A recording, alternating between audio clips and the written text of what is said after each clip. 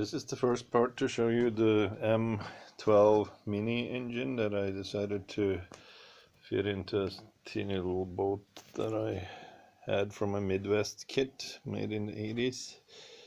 So I made two 90-degree angles to attach the engine upright and a connector into the flywheel, and then there is a kind of a dipstick to have the oil filler in use as it's a vertical engine.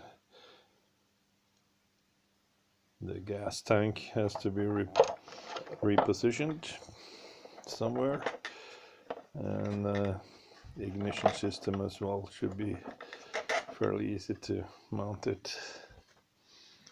Engine runs really well horizontally, so we'll see how well it's gonna be running standing up vertically. Most likely okay.